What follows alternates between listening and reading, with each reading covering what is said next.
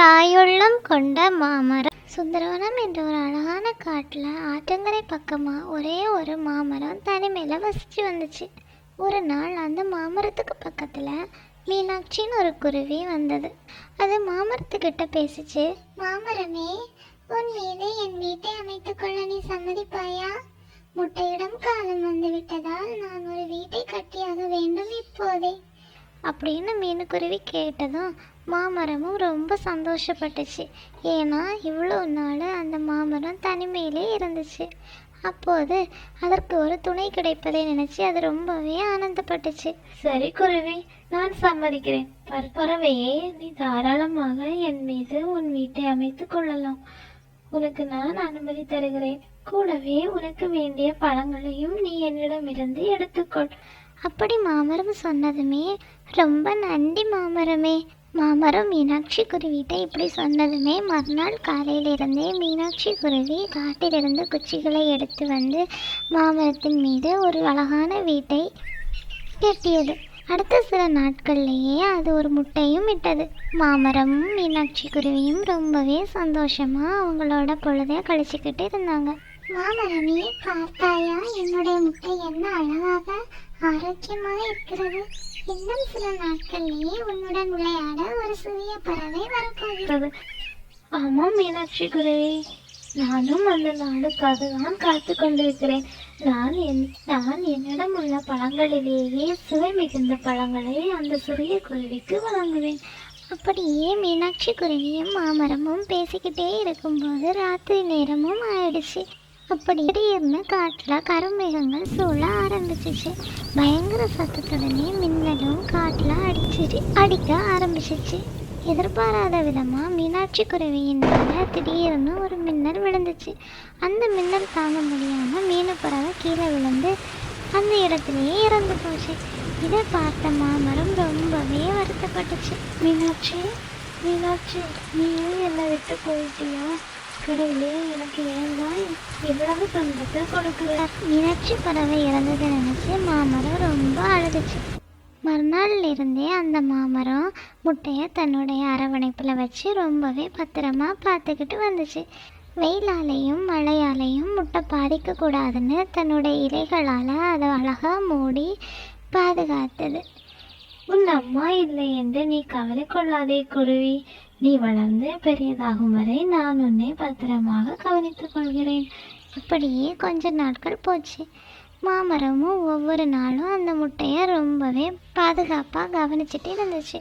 ஒரு நாள் அந்த முட்டையிலிருந்து ஒரு சிறிய அழகான குருவி குஞ்சு வெளிவர ஆரம்பிச்சது. இதை பார்த்த மாமரத்திற்கு ரொம்ப சந்தோஷமாயிடுச்சு. உன்னை இந்த அழகான உலகத்துக்கு நான் வரவேற்கிறேன் குழந்தையே. நீ பார்ப்பதற்கு மிகவும் அழகாயிருக்கிறாய்.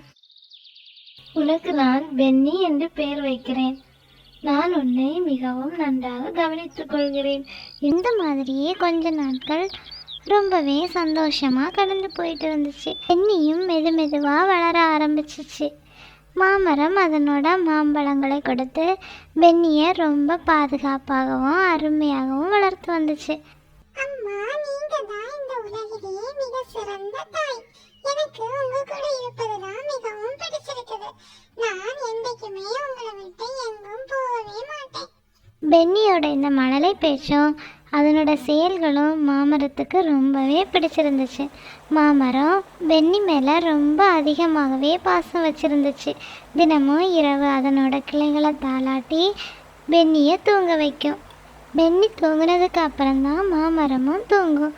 அப்படி ஒரு நாள் பென்னியோட கனவுல திடீர்னு ஒரு அழகான அருவி ஒன்று வந்துச்சு. மறுநாள் காலையிலேயே பென்னி மாமரத்துக்கிட்ட பேசிச்சு. அம்மா, எனக்கு வெளி உலகத்தை பார்க்கணும்னு ஆசையா இருக்கு. நான் இந்த காட்டுல என்னெல்லாம் இருக்குன்னு போய் பார்த்துட்டு வரட்டுமா அம்மா? இதை கேட்டதுமே மாமரம் மனசுக்குள்ள கொஞ்சம் தயக்கத்தோட பென்னி கிட்ட சொல்லிச்சு. சரி பென்னி, நீ போயிட்டு வா. ஆனா கவனமா இருக்கணும். காட்டுல நிறைய ஆபத்துகள் இருக்கும். நீ போயிட்டு சீக்கிரமே அம்மா கிட்ட திரும்பி வந்துடு. மாமரம் இப்படி சொன்னதுமே பென்னி ரொம்ப சந்தோஷத்தோட காட்டை சுற்றி பார்க்க போச்சு. ஒரு இடத்துல நிறைய பறவைகள் ஒன்று சேர்ந்து பேசிக்கிட்டே இருந்தாங்க. பென்னிக்கு இதை பார்த்ததுமே ஒன்று புரிஞ்சிச்சு. நானும் இங்க இருக்கிற பறவைகளை கொண்டு வந்தேன். நிச்சயமாக அந்த மரம் என்னுடைய அம்மாவாக இருக்க முடியாது. நான் இவர்கள் கூட தான் வாழ வேண்டும் அப்படின்னு பென்னி பறவைகள் கூட வாழ முடிவெடுத்துச்சு. அப்படியே சாயங்கால நேரம் ஆனதும் பென்னி குருவி மாமரத்துக்கிட்ட போச்சு. வா பென்னி, இன்று உன்னுடைய நாள் போனது? காடு எவ்வளவு அழகாக இருந்தது என்று என்னிடத்தில் கூறு. அது எல்லாம் இருக்கட்டும். காட்டிற்கு சென்ற பிறகுதான் எனக்கு ஒன்று புரிந்தது. நான் மரம் இனம் சார்ந்தவன் அல்ல. நான் ஒரு பறவை. அதனால் நான் பறவைகள் கூட்டத்தில் தான் இருக்க வேண்டும். நான் அங்கிருக்கும் பறவைகளுடன் வாழ விரும்புகிறேன். அதுதான் எனக்கு நல்லதென்று தோன்றுகிறது. சரி பென்னி, உன் விருப்பப்படியே ஆகட்டும். ஆனால் நீ இல்லாமல் நான் மிகவும் சிரமப்படுவேன்.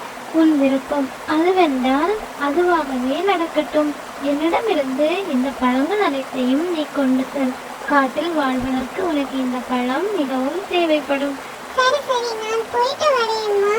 ஆனால் என்னை பற்றி நீங்க கவலைப்பட வேண்டாம். நான் என்னை பார்த்துக் கொள்கிறேன். மாமரம் தங்கிட்ட இருந்த எல்லா மாம்பழங்களையும் எடுத்து ஒரு கூடையில் வச்சு அந்த மாம்பழங்களை பென்னிக்கிட்ட கொடுத்துச்சு. அது சொல்லிச்சு, பென்னி, நீ காட்டுக்கு போனாலும் எப்போவாச்சும் என்னை வந்து பார்க்கவா. நான் தனிமையில உனக்காக காத்துக்கிட்டு இருப்பேன். மாமரம் இப்படி சொன்னதை கேட்டதும், சரி அம்மா, நான் வந்து உங்களை பார்க்க வரேன் அப்படின்னு சொல்லிக்கிட்டு பென்னி அந்த கூடையை எடுத்துக்கிட்டு சந்தோஷமா காட்டை நோக்கி போச்சு. அந்த பழங்களை வச்சு காட்டில் இருந்த எல்லா பறவைகளும் கிட்டையும் நல்ல நட்பை ஏற்படுத்திக்குச்சு. காட்டில் இருந்த ஒரு சிறிய மரத்துக்கு மேலே ஒரு சின்ன கூட்டை கட்டி அதில் வாழ்ந்துட்டு வந்துச்சு. பென்னி அந்த கூட்டிலேயே சந்தோஷமாக வாழ்ந்துக்கிட்டு இருந்துச்சு. அதே சமயத்தில் மாமரம் பென்னி தன்னை பார்க்க வரும் என்கிற நம்பிக்கையில் பென்னிக்காக காத்துக்கிட்டே இருந்துச்சு. பென்னி, நீ எப்போ என்ன பார்க்க வருவ? நீ அங்கே என்னலமா இருக்கிறியா? உன்னை நினைச்சு எனக்கு மிகவும் வருத்தமாக இருக்கிறது. விரைவில் என்னை பார்க்க வந்துவிடு. பென்னி அதே சமயத்தில் பெல்லான்னு ஒரு குருவி கூட நல்ல நட்பு கிடச்சிச்சு. விரைவில் பென்னியும் பெல்லாவும் திருமணம் செய்து கொண்டாங்க. பென்னியும் பெல்லாவும் பென்னியோட ஒரு சின்ன வீட்டில் வாழ்ந்துக்கிட்டு வந்தாங்க. ஒரு நாள் பெல்லா பென்னிக்கிட்ட சொல்லிச்சு, அந்த வீடு மிகவும் சிறியதா இருக்குது. நீங்க காட்டுக்குள்ள சென்று நிறைய விறகுகளை எடுத்து வாருங்கள். நாம் அதை வைத்து நமக்கென ஒரு பெரிய வீட்டை கட்டலாம். ஆமாம் பெல்லா, நீ சொல்வது சரிதான். நமக்கு இந்த வீடு மிகவும் சிறியதா இருக்குது.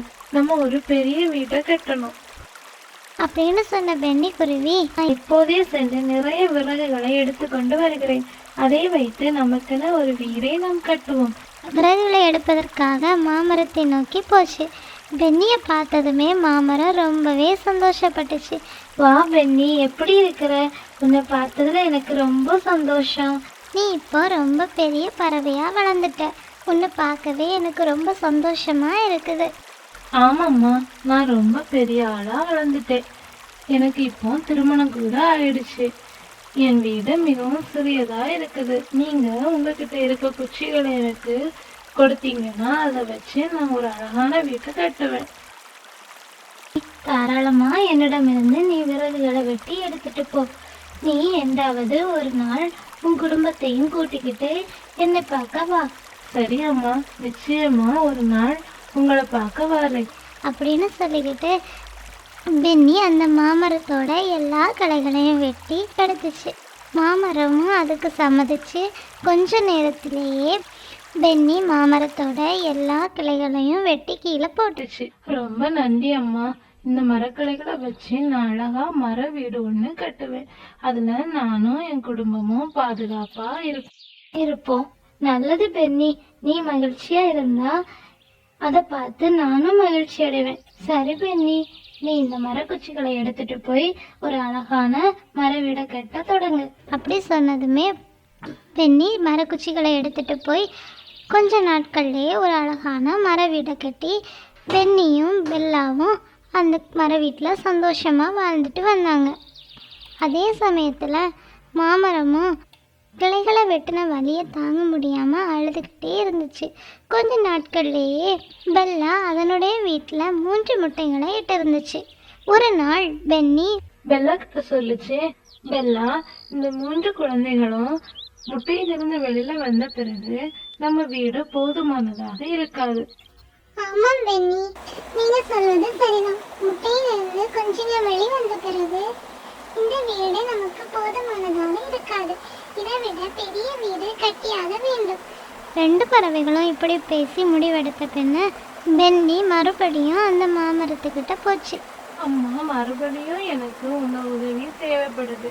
இப்போதே எனக்கு குழந்தைகள் வரப்போறாங்க. அதனால என் வீட்டை நான் இன்னும் பெரியதாக கட்ட வேண்டும். நல்லது பென்னி, என்னிடமிருந்து உனக்கு தேவையான கட்டைகளை எடுத்துக்கொண்டு உனக்கென்று ஒரு பெரிய வீட்டை கட்டத் தொடங்கு. மாமரமும் இப்படி சொன்னதுமேயும் அந்த மாமரத்தை முழுமையாக வெட்டி தரையில் போட்டுச்சு.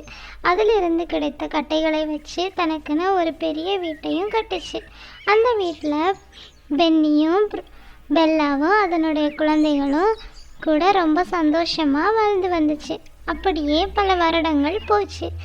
ஆனால் பென்னி மாமரத்தை போய் பார்க்கவே இல்லை. பல வருடங்களுக்கு அப்புறம் பென்னியும் முதுமையை சந்திக்கும் நேரம் வந்துச்சு. அது தனிமையில் ரொம்ப கஷ்டப்பட்டுச்சு. அந்த நேரத்தில் பென்னிக்கு அதனோட மாமர அம்மா ஞாபகம் வந்துச்சு. அது மறுபடியும் மாமரத்தை தேடி போச்சு. வா பென்னி, உன்னை பார்த்ததுல எனக்கு ரொம்ப சந்தோஷம். உனக்கு தர இப்போது என்னிடம் எதுவுமே இல்லை. அம்மா, நீங்க எனக்கு எதுவுமே தர வேண்டாம். அம்மா, இப்போது எனக்கு தேவையானது நிம்மதியான தூக்கம் மட்டுமே. அது உங்க மடியில தான் எனக்கு கிடைக்கும். வா பென்னி, நீ என் மேலே படுத்துக்கோ. மாமரம் ரொம்ப சந்தோஷமா பென்னியை அதன் மேலே தூங்க அனுமதிச்சிச்சு. பென்னியும் நிம்மதியாக அந்த மரத்துக்கு மேலே படுத்து தூங்குச்சு. இந்த கதையிலிருந்து நம்ம என்ன தெரிஞ்சுக்கிட்டோன்னா, நம்முடைய பெற்றோர்கள் பிள்ளைங்களுக்காக பல தியாகங்களை செய்கிறாங்க. பிள்ளைங்களாகிய நம்மளும் எப்போவுமே பெற்றோர்களை காயப்படுத்தவே கூடாது. எப்போவுமே அவங்கள சந்தோஷமாக வச்சுருக்கணும். இந்த கதையை இவ்வளோ நேரம் பொறுமையாக கேட்டதற்கு நன்றி. இந்த கதை உங்களுக்கு பிடிச்சிருந்ததுன்னா லைக் பண்ணுங்கள், ஷேர் பண்ணுங்கள், சப்ஸ்கிரைப் பண்ணுங்கள். நன்றி.